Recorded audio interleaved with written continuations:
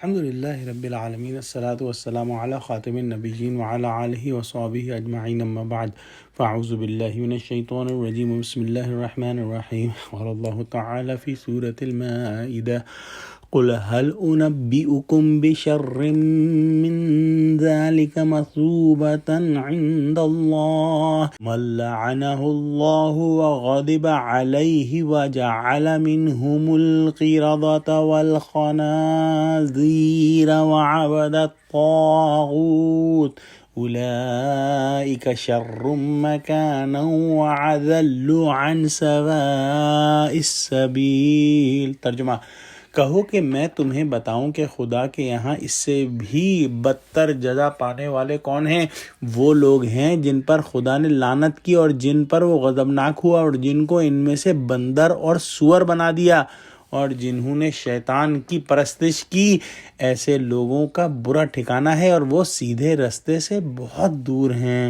پچھلی آیت میں بیان ہوا تھا کہ اہل کتاب یہ بتائیں کہ وہ مسلمانوں میں برائی ہی کیا دیکھتے ہیں، اس کے سوا کہ مسلمان خدا پر اور جو کتابیں اللہ سبحانہ وتعالی نے نازل فرمائیں ان پر ایمان لاتے ہیں. اس کے علاوہ وہ تمام نبیوں پر بھی ایمان لاتے ہیں، اور یہ تو کوئی برائی نہیں ہوئی.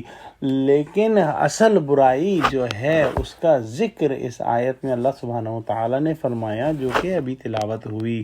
اللہ سبحانہ وتعالی فرماتا ہے کہ اے اہل کتاب، تم ہم سے اس لیے ناراض ہو کہ ہم لوگ اللہ پر اور اس کی کتابوں پر ایمان لائے ہوئے ہیں. یہ تو کوئی ناراضگی کی بات نہیں، لیکن تم اپنی حماقت اور شرارت اور سرکشی کی وجہ سے اسے برا سمجھتے ہو.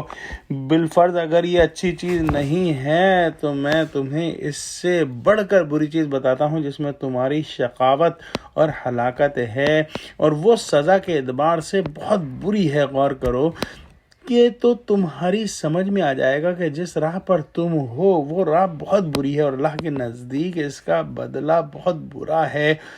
اور یہ بری چیز کیا ہے؟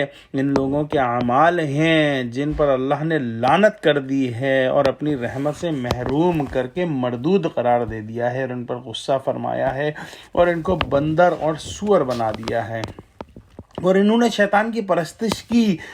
ان لوگوں کا یہ طریقہ اس طریقے سے برا ہے جو ہمارا طریقہ ہے. ہمارے طریقے میں تو توحید ہے، اللہ کی وحدانیت ہے، ایمان ہے، اللہ کی کتابوں پر ایمان ہے، اس کے نبیوں کی تصدیق ہے جو سراسر خیر اور حق ہے، اور تمہارے اندر کفر ہے، نبیوں کا انکار ہے، اللہ کی کتابوں کی تکذیب ہے، اللہ کی نافرمانی ہے. اور اس کا نتیجہ تمہیں معلوم ہے کہ تمہارے آباء و اجداد میں سے جنہوں نے نافرمانی کی تھی ان کو بندر اور سور بنا دیا گیا، جس کا تمہیں اقرار ہے. ایسے لوگ اللہ کے یہاں بہت برا بدلہ پائیں گے.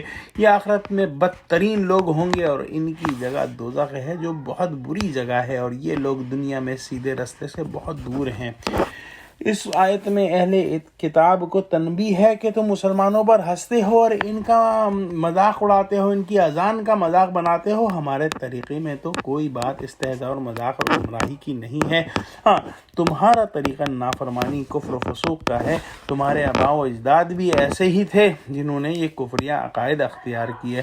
گائے کے بچھڑے کو پوجا، حضرت عیسیٰ علیہ السلام کو خدا کا بیٹا بنایا.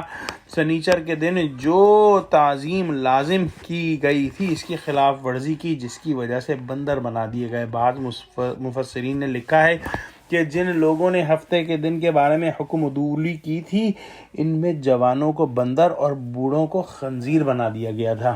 دعا کرتے ہیں کہ اللہ سبحانہ وتعالی ہماری بصیرت کی آنکھیں کھول دے اور ہم کو قرآن کا فہم عطا فرما. آمین.